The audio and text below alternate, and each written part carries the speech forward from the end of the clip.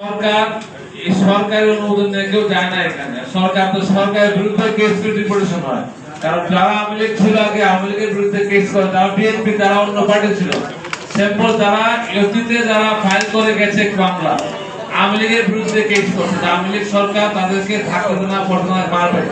এখন তারা যুদ্ধের মধ্যে, কারণ তাদের তো আওয়ামী লীগ ক্ষমতা নাই। আওয়ামী লীগ নাই যেহেতু দেশে শান্তি বিরাজমান, এখন ডক্টর ইউনূসের দেশ শান্তির দেশ, তাদেরকে এখন বলো তুমি দেশ ফিরে চলো। সরকার তো বলতে পারো না আমরা আনবো না।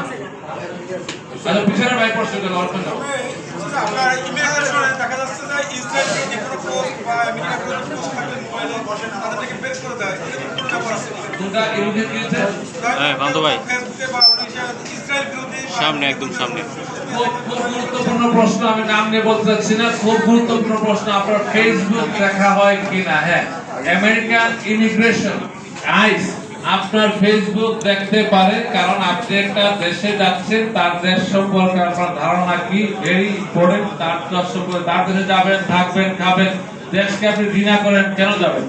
তো আপনার উদ্দেশ্য তারা দেখতে চায়, তারা কিন্তু এখন ফেসবুক দেখে লোকেশন চেক করে যে আপনি কোন লোকেশনে কয়দিন ছিলেন। যদি কোনো ডিসক্রিপেন্সি পায়, আপনি বলেন আপনি কাজ করেন না, আর দেখা গেল আপনি ওই যে মামাজ রেস্টুরেন্টে কাজ করতেছেন, ওই লোকেশনে ডেলি আপনি 8 ঘন্টা থাকেন, তখন কি করেন? সেইসব ক্ষেত্রে অনেককে বের করে দেওয়া হয়েছে এবং ডিটেনশন নিয়ে গেছে। মিথ্যা বলা যাবে, মিথ্যা তথ্য দেওয়া যাবে না।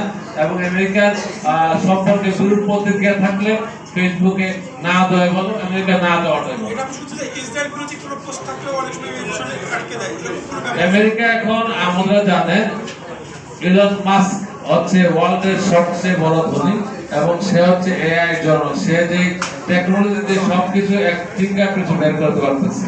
একটা এআই শুধু আপনার টানা দিয়ে বের করতে পারছে কে কি করতেছে। এক্ষেত্রে তারা অবশ্যই পারবে। সতর্ক থাকা এই জন্যই বলে আপনাকে, যে আপনি যে প্রশ্ন করছেন that you are knowledgeable, you know lot of stuff, ওইটা যদি আপনি মাইনে চলেন then you are good। আপনি চাইবেন যে দেশে যাবেন সেই দেশের পলিসি অটলিস্ট ফলো করবেন। আমি সিঙ্গাপুর গেলে আমি কিন্তু বাংলাদেশের মতো চলবো না, সিঙ্গাপুরের মতো চলার চেষ্টা করবো, তাই না? তো সেইভাবে চেষ্টা করবেন যে দেশে যান সেই দেশের ল মানতে এবং সেই দেশের সাথে সবাইকে ধরবো। আর কোনো প্রশ্ন করবেন যে কোনো সোশ্যাল মিডিয়া যে কোনো ধন্যবাদ ভাই। আরেকটা প্রশ্ন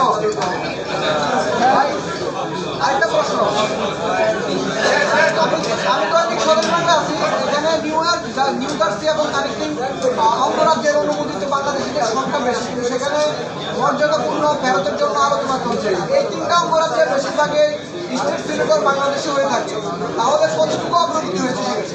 আমাদের বাংলাদেশি কেউ এখনো আমেরিকাতে কংগ্রেস ফেডারেল লেভেলে নির্বাচিত হয় নাই। এটা সরকার টু সরকার ডিপেন্ড করেছে। বাংলাদেশে কেউ নির্বাচিত হই আমি একটা পার্টির দৃষ্টিতে আমরা চাই যে আমাদের মর্যাদা সবসময় ঠিক থাকে। বাংলাদেশের বংশগত অবশ্যই বাংলাদেশ হবে, কিন্তু বাংলাদেশের পক্ষে আমরা যদি রাজনীতি করতে যাই তাহলে আমাদের প্রশ্নবিদ্ধ হয় যে আমরা যে লবিস্ট কিনা। আমরা কিন্তু সরকার আমাদেরকে চাইলে আমরা সরকারকে হেল্প করতে পারি, সব বিষয়ে হেল্প করার চেষ্টা করি, বাংলাদেশের কাজ করি।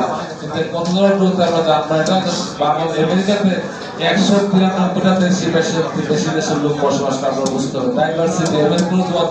বিশ্বের এমন কোন দেশ নাই যে দেশের লোক আমেরিকায় থাকে। তো এই ক্ষেত্রে সময় সাপেক্ষ ব্যাপার এবং আইস তার চলতেছে। সমস্যা হলে তার সরকার সঙ্গে কথা বলবে। বাংলাদেশ সরকার যোগাযোগ করে পাসপোর্ট দেওয়ার জন্য অনেক বিষয়ে কাজ করে এখানে, এটার উপরে একদিন কথা বলতে হবে।